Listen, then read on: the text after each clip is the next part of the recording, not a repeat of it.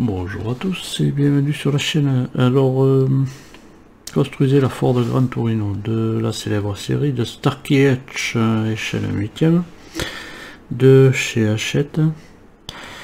Alors ça avance, on est déjà au 107 et 108, et bien il restera après 12 numéros normalement sur une série de 120. Donc... Bon, on a subi l'augmentation depuis déjà un petit moment, oui. Oui, sur cela on a subi. 13,10 €. Je pense que pour la fin de la collection, ils auraient pu quand même le laisser au prix où il était, mais bon, voilà. Bon, c'est comme ça. On était bientôt à la fin quand ils ont commencé à nous augmenter. Je pense qu'ils auraient pu le laisser quand même toujours au même tarif pour finir la collection. Après qu'ils augmentent d'autres collections, ça c'est pas bien grave. J'ai vu aussi que pour le moment ils n'avaient pas augmenté sur Hachette, ils n'avaient pas augmenté sur le Bounty, mais bon, ça ne serait tardé. Voilà, donc deux fascicules, et bien on va regarder un petit peu ce qu'il y a dans les fascicules. Voilà, là on est sur les pièces, donc le montage de la garniture de l'aile arrière gauche et installation de la portière gauche, donc on récupère les portières évidemment. Et on récupérera notre carrosserie. Voilà, et puis là on a de la vis BP et UM. Je vais vous expliquer un petit peu plus tard, parce que voilà, je me suis rendu compte que quand même, bon, il y a un petit peu des erreurs quand même, un petit peu. Bah, on nous donne des pièces, mais on peut pas les monter. Alors, donc ils nous donnent pas les vis. Mais moi j'ai trouvé des vis arabes. Voilà, et puis je montrerai ma pièce quand même. Voilà, donc là, le pas à pas. Hein. Bon, et là, ils nous disent, bon, voilà, on garde cette pièce-là, voilà, pour le prochain numéro. Donc, il sera le 108 qu'on va faire aussi. La saga Ford Mustang. La légende du cheval au galop. Super belle couleur. Moi je trouve que ça lui va super bien cette couleur. C'est quoi? C'est lit de vin, c'est quoi? C'est un peu lit de vin. Et voilà. Et on en a fini avec le 107. C'est là où on va arriver au 108. 108, on va tomber directement bien sûr sur les pièces. Là-bas on voit la vitre de la lunette arrière, dans le prochain, dans le 109.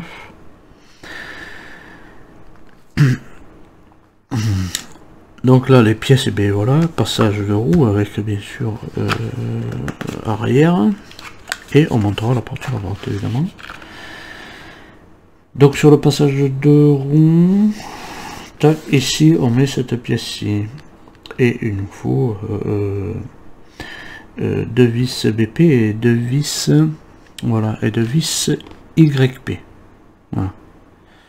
Sauf que dans ce fascicule, du moment où on a les deux pièces noires, hein, les deux passages de roue noirs, on nous donne que 3 vis YP. Voilà, 3 vis YP. Ok. Alors qu'il nous en faudrait 2 pour ce côté et 2 pour l'autre. Donc 4. Et on nous en donne que 3. On nous dit de monter la portière. Bon, voilà, ouais, ce qui sera fait évidemment. Mais voilà. Voilà. Mettre la portière, pas de problème. Et ici, sur le résultat final, on n'a pas la pièce qu'on doit conserver, puisqu'on peut pas la monter.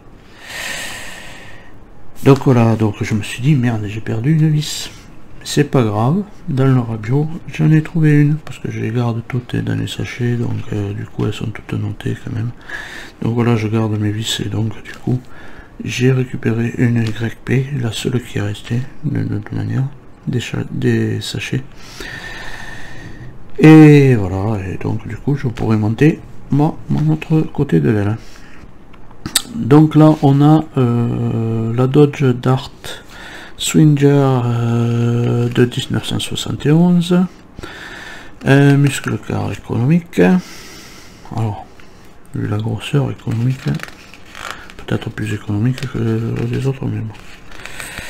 Économique, ça fait quand même 279 chevaux, c'est un cylindre 3, hein, c'est un V8. Économique, voilà. Et est-ce que je saute pas une page? Non, on en a fini donc pour le 108. Donc du coup, eh bien, on va passer au montage. Donc voilà, on va essayer de dézoomer encore un peu parce que franchement, c'est tellement gros quoi. Voilà, c'est tellement gros que je sais pas comment le mettre. Et puis voilà. Donc du coup, eh bien, on va mettre les passages de roue. Donc moi je vais procéder comme ça, je vais mettre ce côté, je vais mettre la porte de ce côté, et puis je ferai l'autre, et puis on regardera le résultat à la fin. Voilà, donc pour le passage de roue, il n'y a rien de bien compliqué. Hein. Voilà. Tac. On vient positionner tout ça à sa place. Voilà.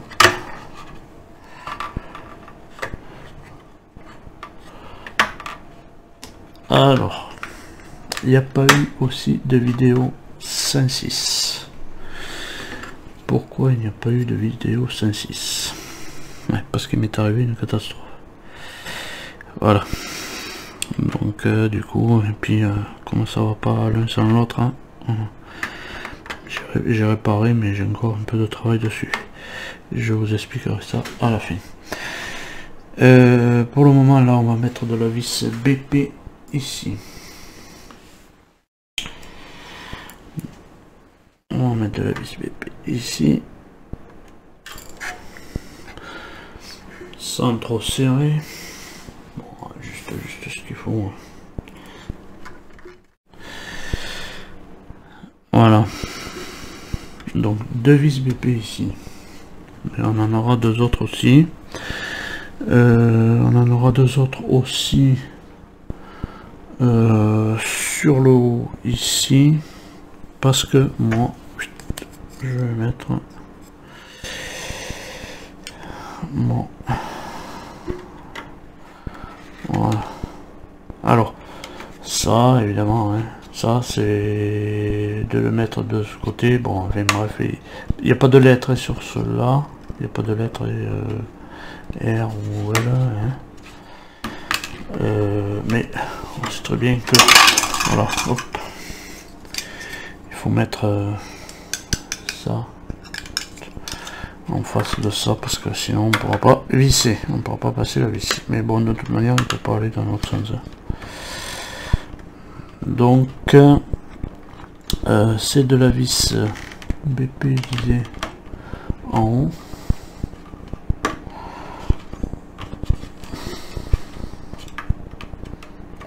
Bon, ça va pas tenir, on va préparer les vis. Oui, c'est de la vis BP en haut et YP en bas, sur le bas. Voilà. Donc je vais en approcher une. Ben voilà, elle est tombée. Pas fait de bruit, c'est qu'elle est sur la route.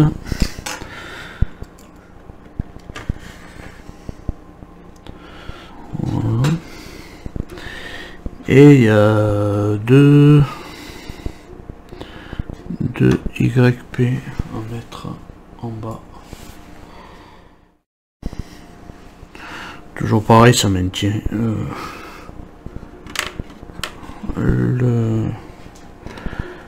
chrome, et ça maintient le chrome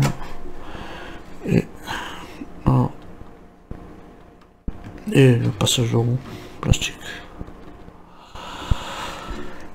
Bon, je vais essayer de mettre celle-là déjà.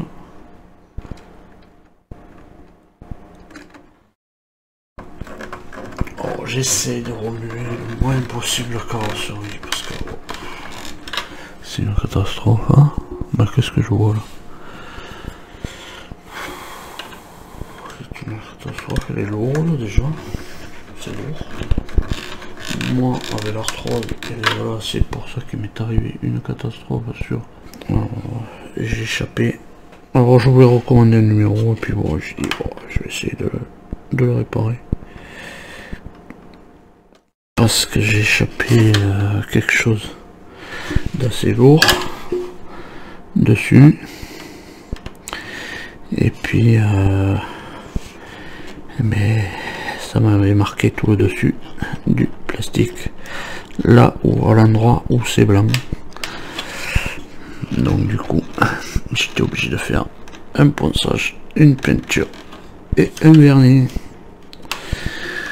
Voilà. Donc voilà pour notre chrome, le chrome et le passage de roue.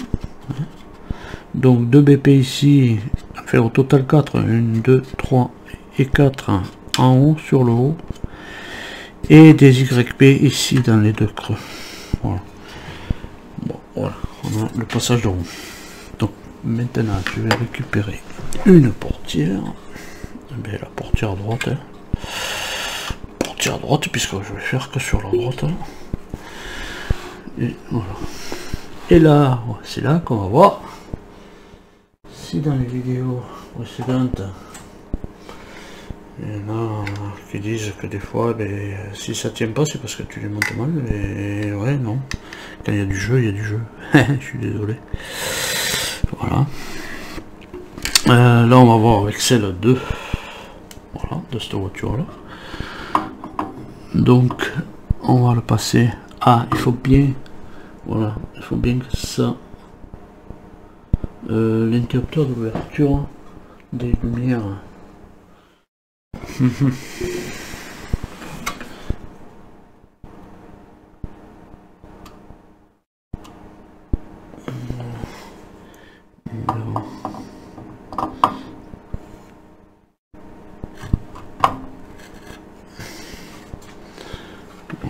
On va la fermer.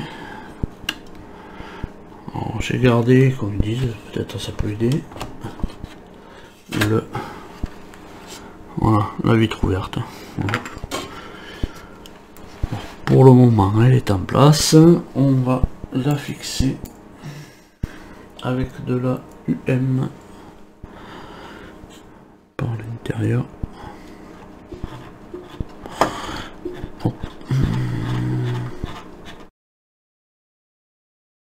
On peut pas serrer plus, hein. De la UM. Voilà. Donc voilà pour un côté, voilà pour le côté droit. D'habitude on commence par le côté gauche, mais moi j'ai choisi de commencer par le côté droit. Voilà. Et on va retourner la carcasse pour voir un petit peu l'évolution de cette porte qui me tracasse tant. Alors là évidemment quand la fenêtre est fermée, voilà, si la fenêtre est fermée, et bien déjà on peut pas prendre la porte, donc du coup et bien voilà, là elle est fermée, et bien fermée.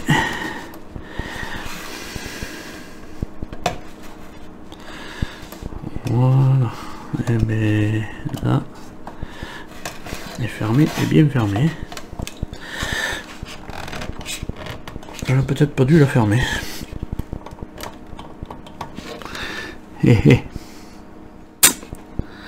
Bon, et puis alors là, il y a du jeu en pagaille.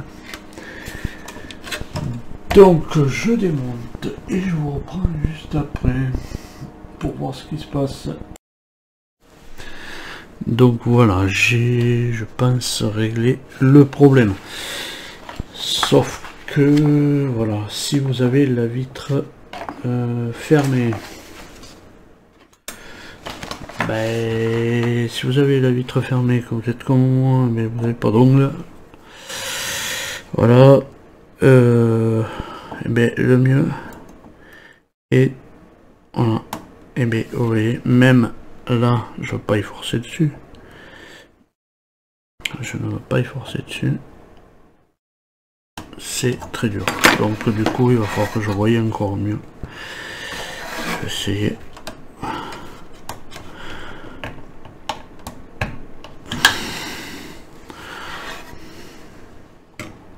Pourquoi? Parce qu'après, voilà, c'est encore un problème de charnière. À mon avis.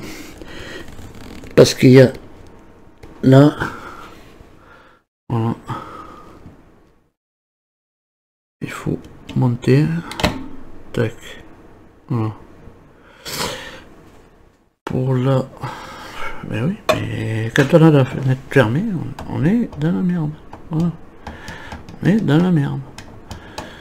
Bon, il va falloir que je regarde ça, mais bon, je vais pouvoir retourner en voiture et elle s'ouvrira pareil, comme ça la porte. Voilà. Enfin, je règle encore tout ça. Alors ça fonctionne bien. La petite titoulette là. Mais voilà, il va falloir qu'encore. Alors je sais pas si c'est moi ou quoi, mais voilà. Ce jeu dans les charnières, c'est impensable. Voilà. Vu le poids des portes, voilà. Et elle est bien serrée, hein. Je peux vous dire que là elle est bien vissée. Et bien voilà, on a du jeu quand même. Et donc du coup il faut lever la porte pour aller l'enclencher. Voilà, et bien je fais l'autre côté et je vois si l'autre porte c'est la même chose. Bon ben voilà. Bon. Alors là ça va. J'ai réussi à l'ouvrir mais voilà. Si la vitre n'est pas baissée, je suis sûr que je peux pas l'ouvrir. Et en plus de ça, il y a trop de jeux là. Il faut que je voilà. Je bricole encore sur ces charnières. Ça devient un peu pénible. Voilà. Ben voilà. Pas de problème. Hein, voilà. Alors, et celle-là, si vous la levez pas, vous l'ouvrez pas. Voilà. Et puis c'est pareil. Voilà. Ça danse le sanguis. Voilà. Alors donc je répare ça. Bien content de faire voir mon toit parce que vu le pet qu'il y avait, voilà. Et bien tout poncer, repasser la peinture, repasser le vernis. C'est voilà, le pet était là. Voilà.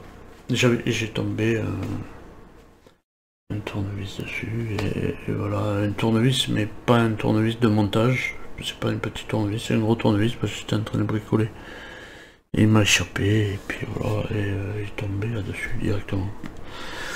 Mais bon, j'ai bien rattrapé, voilà, c'est pour ça qu'il n'y a pas eu de numéro 106.